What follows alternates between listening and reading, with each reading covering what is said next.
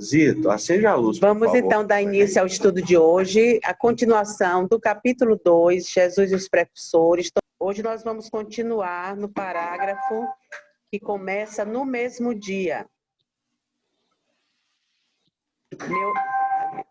Meu Pai, porém, deseja de todos nós a exemplificação que seja boa, e eu escolherei desse modo a escola melhor. Aí vamos começar no mesmo dia, né? Semana passada a gente teve uma grande explanação sobre João Batista, alguma dissertação entre Maria e Isabel, e hoje nós vamos dar continuidade. Então tá bom. Então é o 9º parágrafo, no final, mais no final, depois de a escola melhor.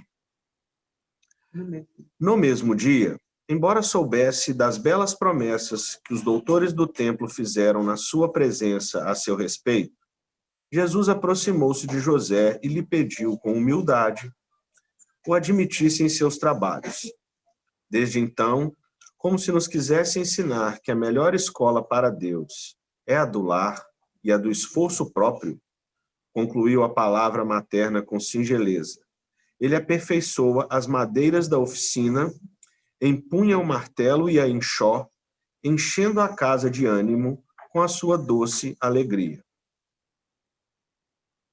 Lembrando que é Isabel e Maria conversando. Isabel lhe escutava atenta a narrativa, e depois de outras pequenas considerações materiais, ambas observaram que as primeiras sombras da noite desciam na paisagem, acinzentando o céu sem nuvens. A carpintaria já estava fechada e José buscava a serenidade do interior doméstico para o repouso. As duas mães se entreolharam, inquietas, e perguntavam a si próprias aonde teriam ido as duas crianças. Nazaré, com a sua paisagem das mais belas de toda a Galileia, é talvez o mais formoso recanto da Palestina. Suas ruas humildes e pedregosas, suas casas pequeninas, suas lojas singulares se agrupam numa ampla concavidade em cima das montanhas, ao norte do Esdrelon. Seus horizontes são estreitos e sem interesse. Contudo, os que subam um pouco além, até onde se localizam as casinholas mais elevadas, encontrarão para o olhar assombrado as mais formosas perspectivas. O céu parece alongar-se, cobrindo o conjunto maravilhoso numa dilatação infinita. Acho que dá para parar um instante aqui, até por causa dessa projeção, né, essa visualização que as palavras conseguem proporcionar na leitura, né? E aqui agora prenunciando um acontecimento que a gente, né, que deixa perplexo a complexidade do que vai acontecer. É porque quando elas, né, param de confabular um pouquinho e vão ver o que as crianças estão fazendo, quem é mãe sabe, isso é normal, né? Você encontra a amiga com outro filho, os filhos estão brincando, uma hora você para assim, vamos ver o que é que eles estão aprontando. Tipo assim, a criança faz de tudo, né? Então elas saem para procurar essas crianças. E é interessante, só no início, quando Maria termina falando ali da atitude de Jesus, buscando José e se colocando à disposição, né, dos trabalhos, a humildade, né? A preocupação dele de estar ali laborando na marcenaria e mostrando ali a importância do núcleo familiar, e da própria atitude humilde dele de não querer, de não ser ambicioso em nada maior do que aquilo. Lembra ao pessoal que está vindo hoje que a proposta de Maria para Jesus era levá-lo ao... Que ele fosse um doutor do templo, que ele ensinasse no templo, porque ela já tinha percebido que ele falava muito melhor do que aqueles que ensinavam a lei ali, né? E aí ele disse que não. Não, eu sei qual é a escola melhor, mãe, ele disse, né? Eu acho que, sobretudo, também, essa lição me parece muito parecida com a manjedoura, né? No seguinte sentido. Às vezes a gente tem uma sensação de que se a gente tiver uma partida diferente, a nossa chegada será muito melhor. Então, se a gente já sai como doutor da lei, se a gente já sai num palácio, então fica mais fácil eu chegar num... E Jesus veio exatamente quebrar esse paradigma, primeiro na manjedoura, mostrando que a gente que não importa, para a conquista espiritual. Da onde você sai? Você pode sair de uma manjedoura, alugado, no meio dos bichos, e ter um final diferente. E aí, acho que é a mesma lição da manjedoura, para mim, né? Olha, eu não quero ser doutor da lei, porque eu já sou o doutor do universo, dessa terra aqui, eu já sou o cara. E eu vou mostrar que, saindo da onde a gente estiver, porque essa era a lição de Jesus. O exemplo é a simplicidade, né? A humildade, Então, assim, me parece isso. Não, assim, e fora isso, quebrar esse paradigma, né? Que se você é bem nascido, se você tem toda a condição, né, de galgar um lugar melhor no futuro, só os bem-nascidos, os outros que chegam, que são mais humildes, né? Não tem vez. Não tem vez. Os cegos e os a gente vê que isso, né? também espiritualmente não existe, porque a gente vê, né, na realidade de hoje da vida, crianças nascidas em lares bem conturbados, né? Lá no Brasil, então, toda hora aparece naquelas favelas, no meio do tráfico de drogas, e polícia e milícia e tudo, saltarem assim pérolas maravilhosas de músicos, de atores, de escritores, de médicos, engenheiros, todas as profissões. E nasceram sem nada, né? Sem nenhuma perspectiva, sem nenhum preparo, sem nenhum suporte para dizer assim, não, ele vai querer ser outra coisa. Está garantido, né? Quem olha de fora diz assim, ali é todo mundo ladrão, pivete, aí quando você vê, saem aquelas pérolas maravilhosas. Isso não só nesse meio do crime, da prostituição, mas também nas crianças pobres de lugares do Brasil, né?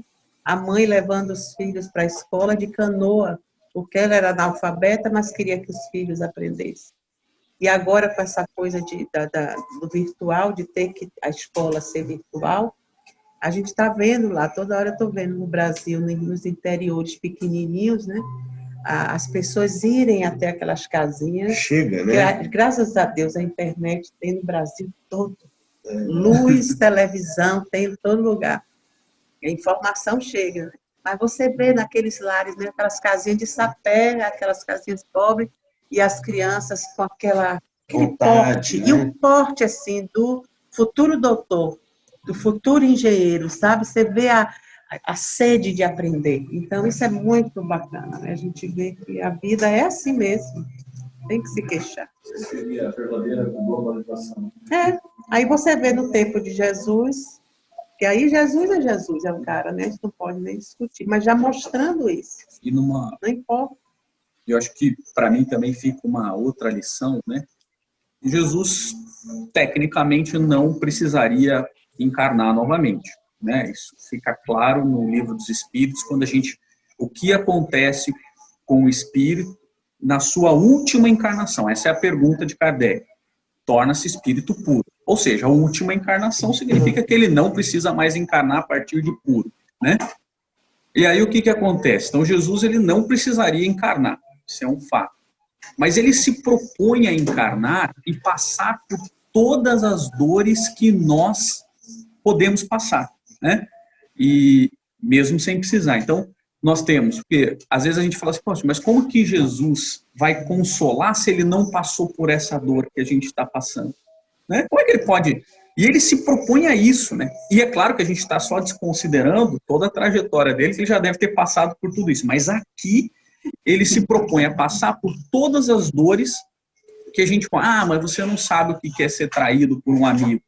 Por isso, Jesus é fácil perdoar, porque... Mas ele foi traído por um amigo, ele apanhou sem precisar, ele foi humilhado por... Então, todas as dores, marginalizado, E uma delas é essa, ter nascido pobre. Uma dessas dores que, às vezes, eventualmente, Jesus se propõe a passar para nos mostrar que é possível o evangelho como o caminho da renovação, é essa, né? Então, me parece que essa lição salta aos olhos, né? Ronaldo. Eu queria fazer um comentário. Só abrir. É que eu achei duas frases muito interessantes que ele dirige à própria mãe, né? A primeira é essa aqui, mãe, que queres tu de mim? Quer dizer, ele já vendo essa ansiedade dela, essa preocupação dela, essa preocupação normal, e ele tenta acalmá-la com essa resposta dele aqui, mãe, toda preparação útil e generosa do mundo é preciosa, entretanto, eu já estou com Deus. Ou seja, ele já sabia realmente o que ele ia fazer, e aqui foi um modo de tranquilizar a própria mãe. Olha, fica tranquila, eu sei o que eu estou fazendo, entendeu? Eu acho assim, muito interessante. Ele já vendo a preocupação da mãe dele, né? Muito bonito. Admir. Só um comentário quando ele está narrando também a simplicidade de Nazaré, né? A cidade, A estrutura, né? A estrutura. Aí a gente lê Natanael, né? Que foi um seguidor dele, quando falam para ele de Jesus de Nazaré. Aí ele pergunta, mas alguma coisa boa pode sair de Nazaré? Então, já havia o estigma, né? Havia o estigma. O que é que pode sair de bom, né? Exatamente. Eu acho que você observou uma coisa muito importante nesse parágrafo que o Rafa acabou de ler, né?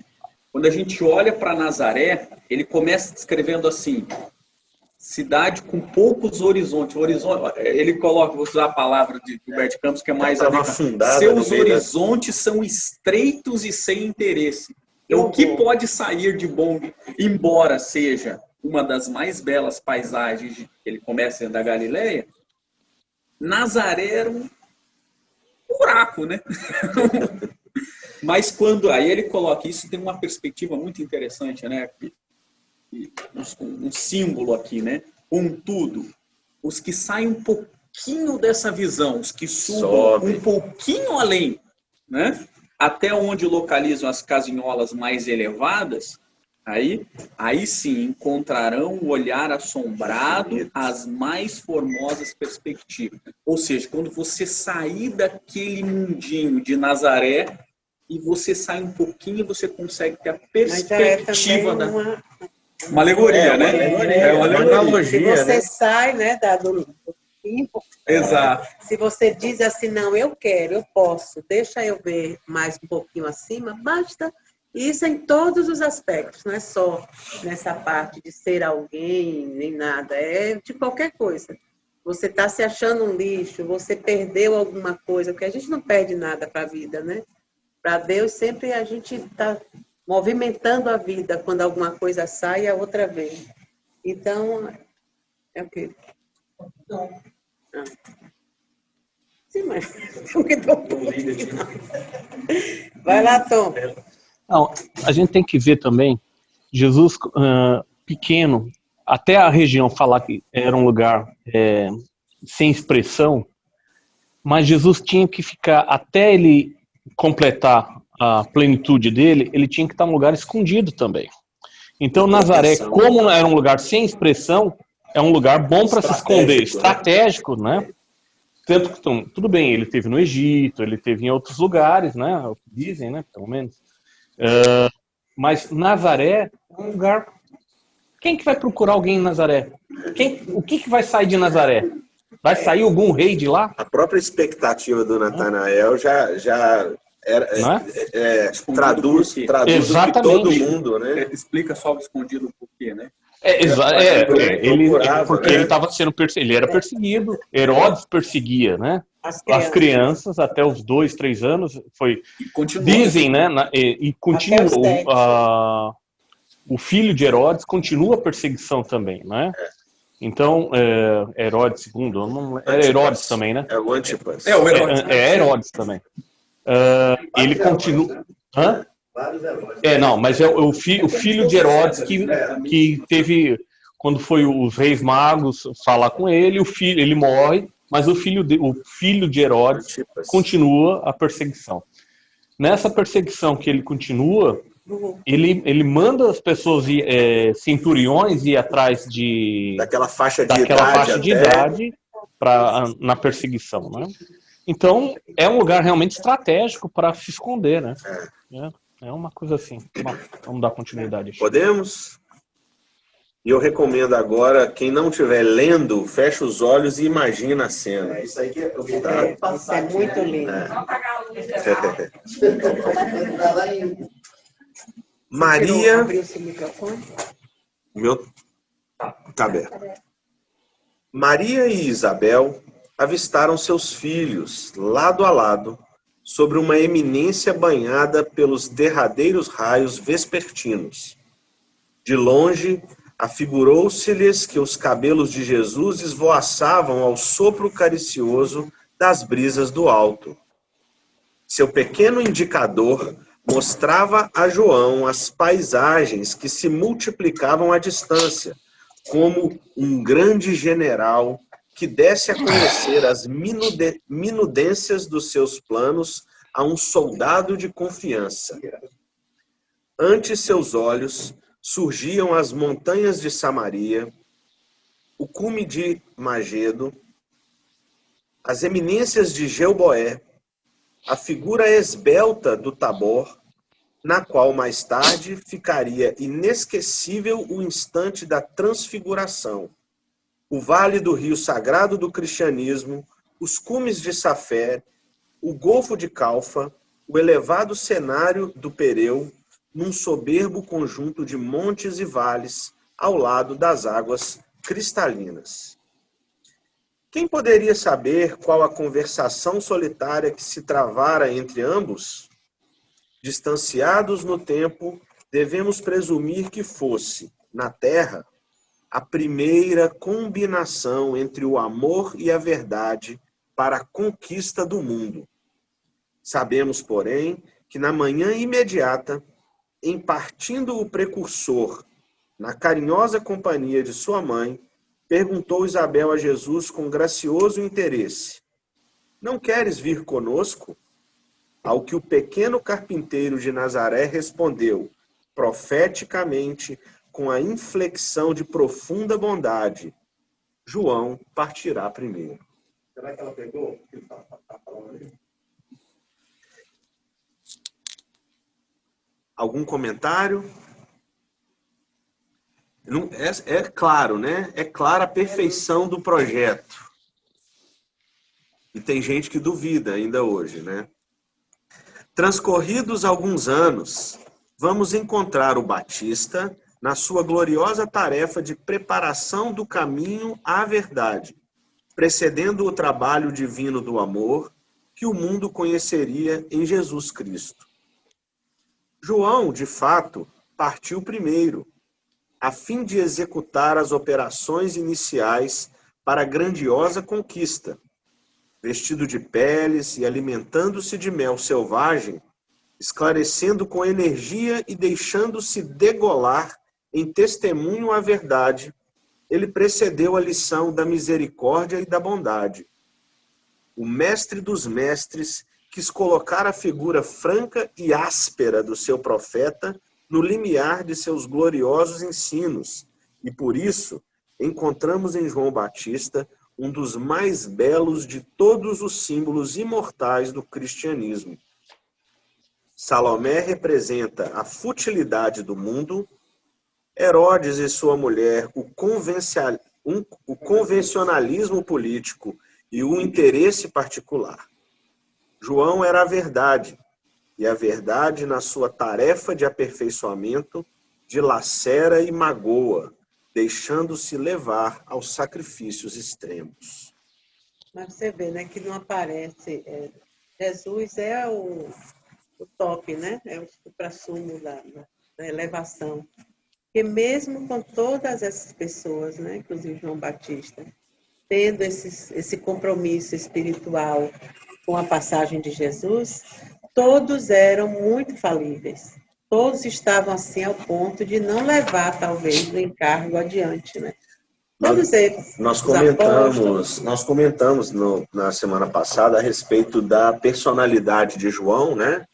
Essa aspereza que Humberto de Campos aqui menciona, essa linha de frente, essa força bruta que ele foi realmente de reagir diante das situações que colocavam em xeque a palavra de Deus, a vinda do Messias, né? Para chegar depois de Jesus nessa doçura, nessa singeleza, né?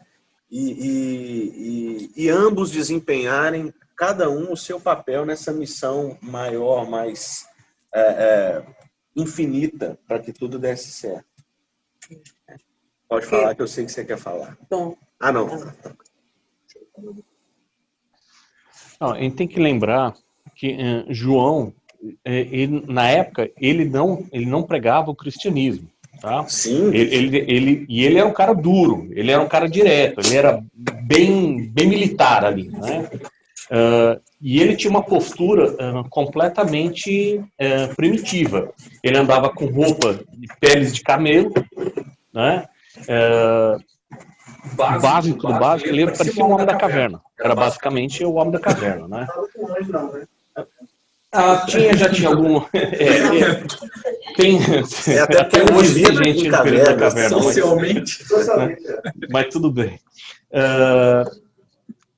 O que ele pregava, ele ia contra contra convenções judaicas, né? Com alguns pensamentos. E ele seguia alguns profetas, né? A linha de alguns profetas, de Isaías e tudo mais. Ele seguia a risca, né? Exatamente. Ele seguia o batismo, a esperada do primo, né? Porque Jesus é primo dele, né? E vale lembrar que a mãe já sabia que ele ia partir antes, né? Por quê? Se ele era uma pessoa que estava o tempo todo batendo de frente com todos, se arruma confusão em qualquer lugar, né? E agora, em que período ele começou a pregação dele, a gente não tem história dele, né? A gente tem um período vago, né, que a gente não sabe da infância, porque Jesus e ele se separaram, né? Eles foram separados na infância, né? E dizem que parece que eles se encontraram realmente quando Jesus vai ao encontro dele, né? E ali parece que ele já sente que a presença do primo, de longe, né? Parece que ele já sente essa presença. Agora, ele mesmo fala que ele não é digno, né? Nem de carregar as sandálias de Jesus, não é isso? Acho que é uma coisa assim que ele fala, né? Você vê a diferença. A gente coloca, tudo bem, na balança, mas quem acabou colocando João Batista num pé de igualdade foi o cristianismo mais moderno, né? Porque antes ele não está pertencendo, ele pertence mais ao Velho Testamento do que ao Novo, né? Porque você vê que essa passagem citada por Humberto de Campos, ela é importante porque é o único momento que Jesus tem com ele, na infância e depois já na fase adulta. Aí é como se fosse o gancho. Para dizer, não se perca até lá, viu? Vai para a caverna, vai comer pedrinha, não tem problema nenhum. Agora, mantenha-se para fazer a sua parte e perder sua cabeça. Talvez o perder a cabeça nem tivesse no script. Mas como ele era muito, assim, estabanado, né? Acaba se metendo em você usa a palavra aí, o adjetivo militar, né? Que o nosso amigo aqui sabe bem, pode falar. Você comentou já sobre quem foi, né? O João Batista em outras encarnações. Sim. Né? Por isso que ele vai perder a cabeça. Por isso que ele vai perder a cabeça. Ele não conta a bíblica. Ele não conta. Fala pra gente. João Batista é a reencarnação de Elias, né? Tá onde? E está no Evangelho segundo o Espiritismo. Aliás, está no Evangelho, né? Porque o Evangelho diz assim, Jesus diz, João Batista e Elias ressuscitado. Né? E naturalmente que essa expressão ressuscitação, se você fizer a tradução disso, não faz sentido. Porque se conheceu João Batista criança e conheceu ele depois adulto, não poderia ser. Mas a expressão, não existia essa distinção entre ressurreição e reencarnação. E na verdade, se utilizava deitou e levantou, né? A expressão fulano deitou, que morreu, né? Mas levantou-se dos mortos, que também essa era a expressão que se utilizava efetivamente. Não tinha o vocabulário não era tão amplo como a gente tem hoje. Mas enfim, e quem era Elias? E aí é o grande ponto, por que ele ia perder a cabeça? O Elias era um profeta muito importante do Velho Testamento. E aí eu concordo com o que o Tom falou, já aproveitando esse gancho, mas ele era necessário para fazer o gancho do velho para o novo. Né? Então ele tinha que fazer e ele vem como um filho, então João Batista, vem como um filho de um sacerdote importante, por isso que ele era tão importante. Né? Zacarias, o mudo. Exato, então ele tinha. Por que João Batista era tão assim, como é que ele. Chegou a batizar. Como é que desandou, né? E prega tanto, e por que as pessoas aceitam? Porque, tradicionalmente, para a cultura judaica da época, você tinha que ser aquilo que seu pai era. A raiz era o pai. Né? O pai era. Então ele vem. Aí voltando a Elias. Elias foi um profeta. A gente pensa, lembrar do profeta, o que Elias fez? Elias chegou e falou assim: olha, é assim, é desse jeito, é assim. E ninguém acreditou nas profecias de Elias. O primeiro passo, quando as profecias deram certo, Elias pega e fala assim: tá vendo como eu estava certo? E todo mundo que está errado vão mandar cortar a cabeça. Então ele já vem dessa cultura muito embrutecida, brutal, já né? atrás. Então Elias já era, tá vendo? Eu falei para vocês, quem que agora é contra mim? E aí ele mandou decapitar. Então por isso que já era prenunciado que ele tinha que passar por essa mesma experiência, né? Então, perder a cabeça. E ele vem exatamente isso. Então é um espírito que já vem. Sim. Eu já ia falar que eu estou sentindo falta do Humberto falar aqui. Eu pensei que era... Humberto, você levantou a mão, Humberto? Mas o Tom, o pessoal, bom dia. Bom dia. O pessoal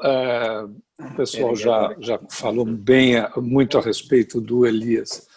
Eu fiz alguns estudos, inclusive tive que ir atrás de estudiosos católicos, né? Porque tem certas partes que ainda não são observadas em relação ao Elias. O que me chama a atenção, fazendo a união com a doutrina espírita e os historiadores que têm viés católico ou evangélico, não importa, mas os historiadores, ele é uma figura de uma importância fundamental em relação à questão do trabalho de Jesus, né? Porque se nós formos olhar o próprio momento da revelação em relação ao Espiritismo, nós vamos ver um trabalho preparatório antes do Kardec começar as atividades, né? Sempre tem toda uma preparação, isso já foi abordado.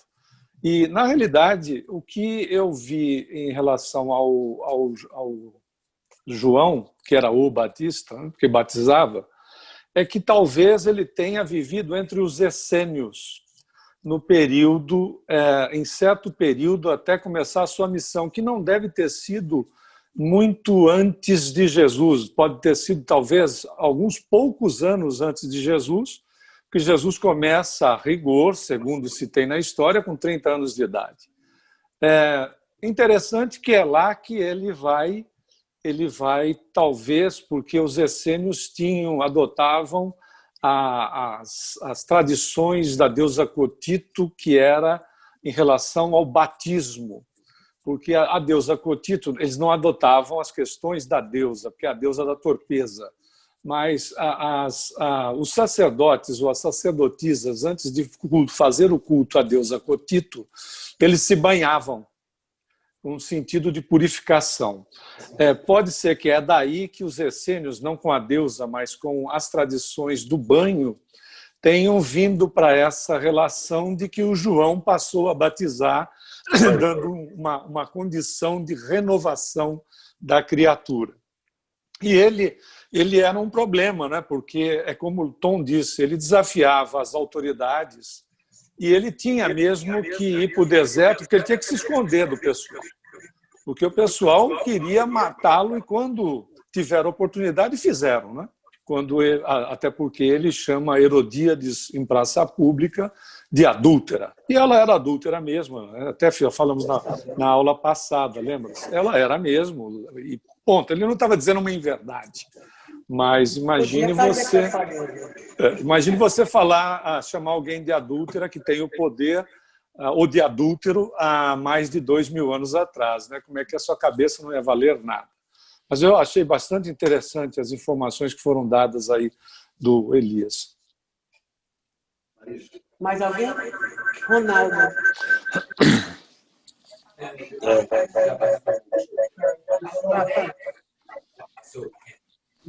Pessoal, só uma observação. Por favor, usa a aplicação, que eu não consigo ver que levantou a mão no vídeo, porque eu estou com a tela da participante. Então, se você levar no vídeo, eu não consigo ver, porque eu estou vendo eles falando. Aqui vê? Ok? Não. Por favor.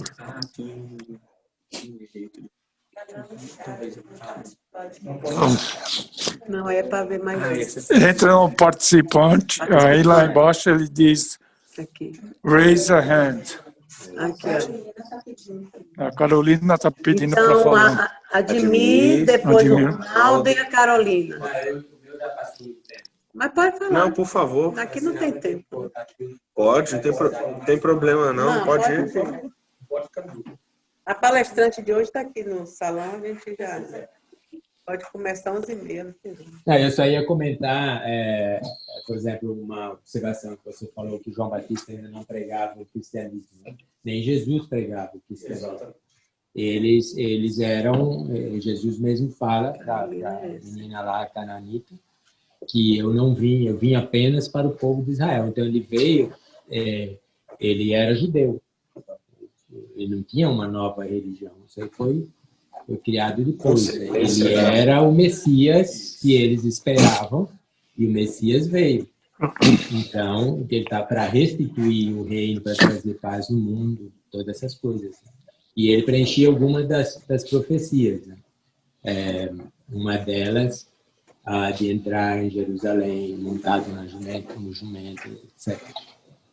E da casa de Davi, no caso, segundo a genealogia, ele é descendente de Davi, agora só não sabe de que parte, porque Davi tinha mulher pra caramba, né? Então, de onde veio esse aí?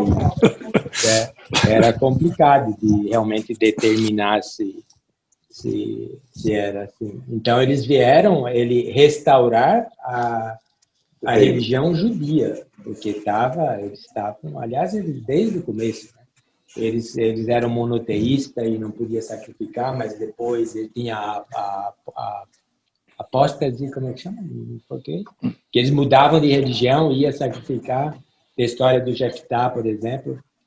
Então tem muita coisa que eles saíam, eles desviavam. E aí, com a influência do helenismo, da cultura helênica, e a vinda de Jesus, eles ainda tinham, não estava bem, eles não seguiam mais os costumes, a religião judia como deveria. Então, Jesus veio trazer outras coisas também. O principal, o Deus amoroso, né? O Deus amoroso para todos, todas essas coisas, mais liberdade, aceitação das pessoas, todas essas coisas que eles estavam discriminando. O judeu discriminava, os judeus, né? Discriminava, por exemplo, os gentios, aquele, acho que você Da comentou Samaria. também outro dia, de ter que lavar as mãos para comer, Os impuros, né? os impuros, a impureza. Então Jesus falou, não, somos uma irmandade.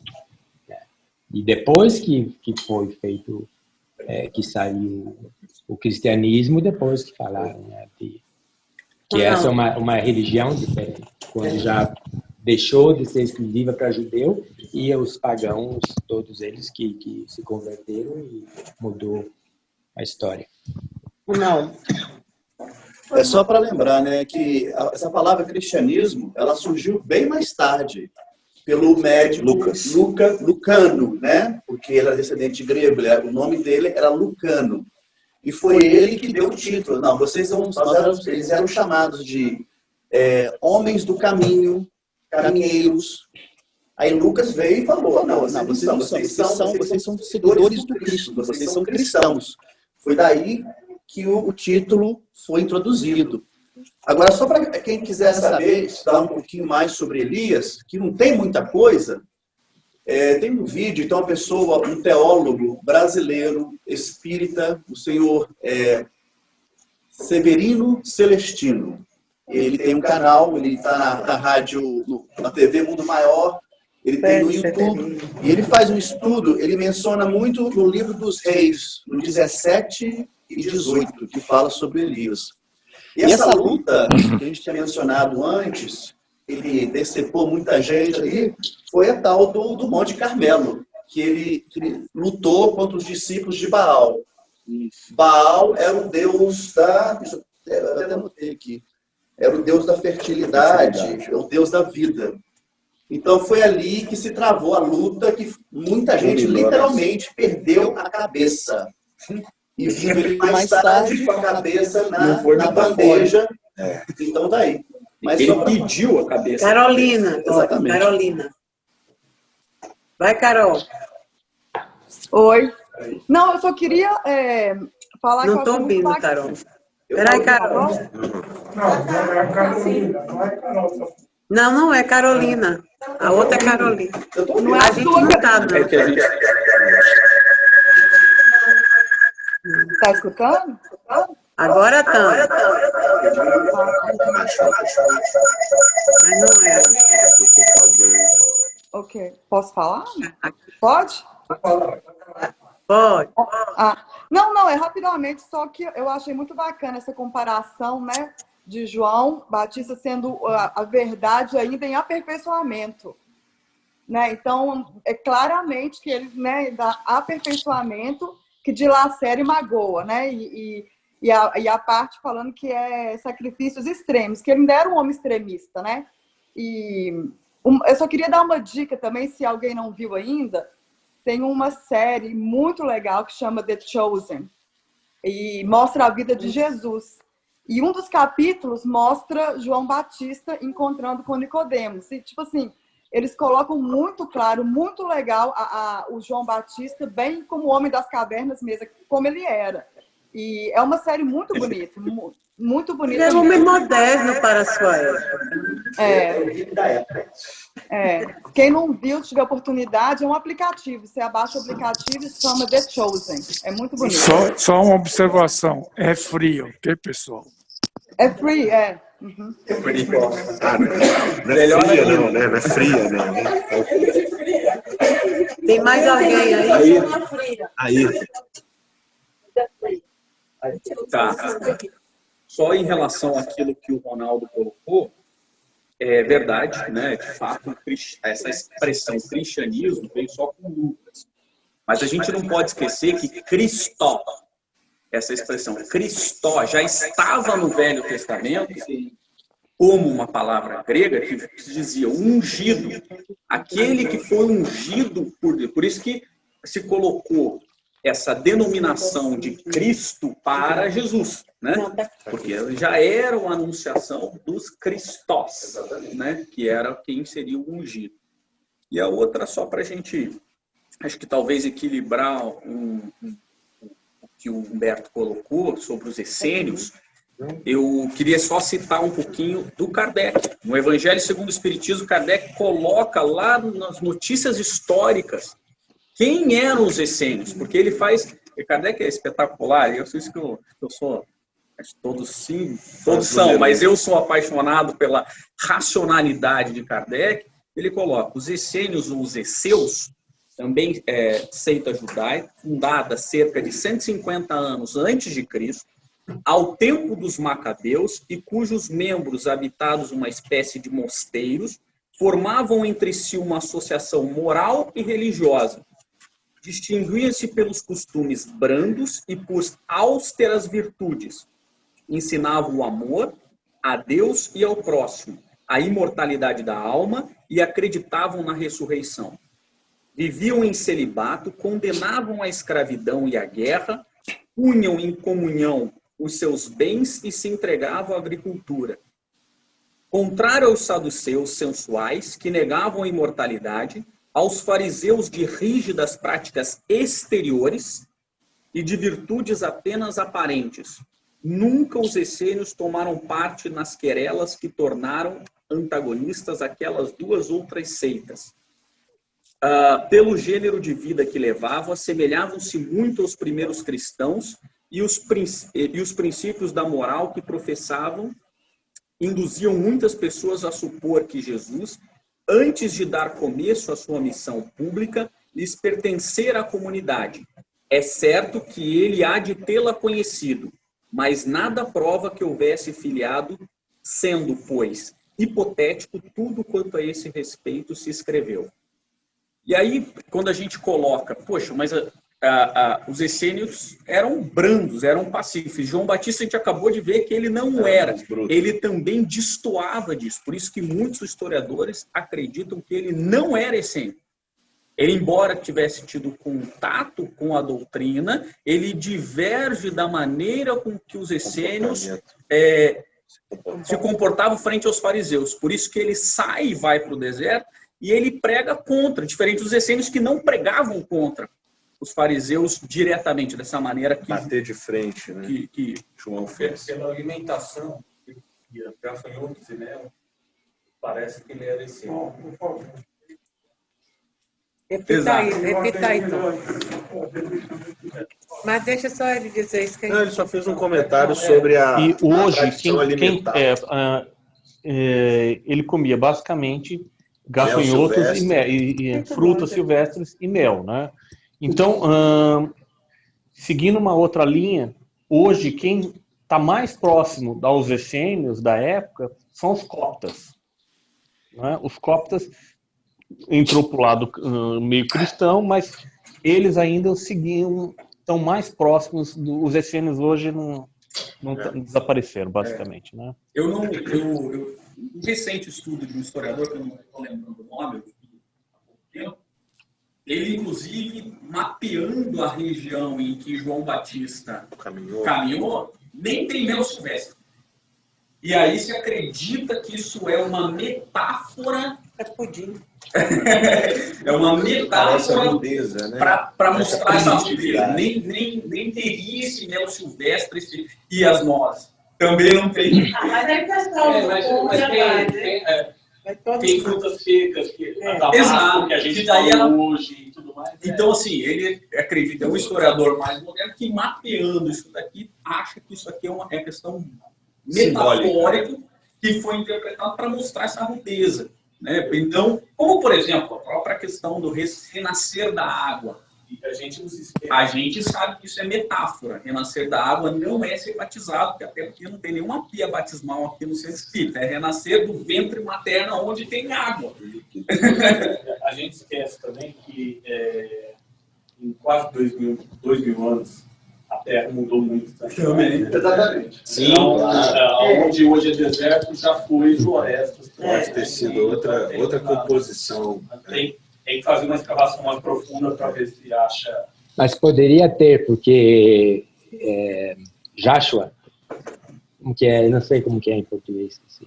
Quando eles entram... Josué. Quando eles entram, que eles começam a habitar Canaã, quando eles estão lá para distribuir a terra, então eles mandavam espiões. Eles pegavam um de cada tribo para ir lá andando, ninguém sabia que eles eram israelitas, e eles iam procurar os lugares mais prósperos e que tinha água e comida, água, vegetação e tal.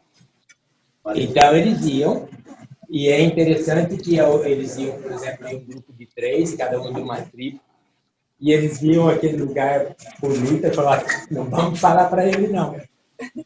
Vamos falar para ele, vamos ficar quietinho aqui, a hora que a gente vê, a gente que vem aqui. Então, tinha, porque era um crescente fértil, Agora vamos... aquela região é o berço da Revolução Agrícola. Não, meu tá aqui. Então, tinha realmente. Agora, como você falou, as coisas mudam, obviamente, tem que ser. Mas o meu comentário original, antes desse aí, foi com referência aos essênios. O que os essênios fizeram, na hora que você estava falando, eu me lembrei das ordens monásticas do catolicismo. Então, eles fizeram mais ou menos, só que em vez deles protestarem agredindo a religião, aquele grupo que não concordava, eles então falaram, então vamos montar a nossa comunidade. Os beneditinos, dominicanos, franciscanos, por exemplo, eles que foram isso aí, eles foram dissidentes, eles viam a corrupção que acontecia no Vaticano, a politicagem, toda aquela podridão. Não concordavam. Falaram, mas como que a gente vai combater? Então nós vamos formar a nossa própria ordem, nós vamos viver como Cristo vivia, como os apóstolos viviam, na simplicidade. Então é uma maneira de protesto, mas mais dele, você vai viver aquilo que você gostaria, que você acredita que a religião é. Vamos agora só a conclusão aqui. Só mais, antes de ler o último parágrafo, me veio uma coisa na cabeça aqui, depois a gente pode discutir, e o Ayrton acho que vai concordar. A história ela é feita de duplas dinâmicas, né? Então tinha Jesus e João, depois nós tivemos, entre outros, né? Mas só para marcar, Kardec e Leon Denis, né? Cada um com o seu papel aí, né? E hoje eu diria Chico e Divaldo, não sei, né? Vamos fazer uma analogia, porque sempre precisou de força bruta e doçura. Depois Kardec era a intelectualidade e Leon Denis era Santo Agostinho, São Tomás de Aquino. E assim foi, né? Sempre espíritos que vieram acompanhando-se para poder fazer a coisa acontecer. Sócrates e Platão. Exato. Né? Então vamos lá, o último parágrafo diz: como a dor que precede as poderosas manifestações da luz no íntimo dos corações, ela recebe o bloco de mármore bruto e lhe trabalha as asperezas para que a obra do amor surja em sua pureza divina. João Batista foi a voz clamante do deserto. Operário da primeira hora, é ele o símbolo rude da verdade que arranca as mais fortes raízes do mundo para que o reino de Deus prevaleça nos corações, exprimindo a austera disciplina que antecede a espontaneidade do amor, a luta para que se desfaçam as sombras do caminho. João é o primeiro sinal do cristão ativo, em guerra com as próprias imperfeições do seu mundo interior, a fim de estabelecer em si mesmo o santuário de sua realização com o Cristo. Foi por essa razão que dele disse Jesus: dos nascidos de mulher, João Batista é o maior de todos. Então, é de arrepiar, né?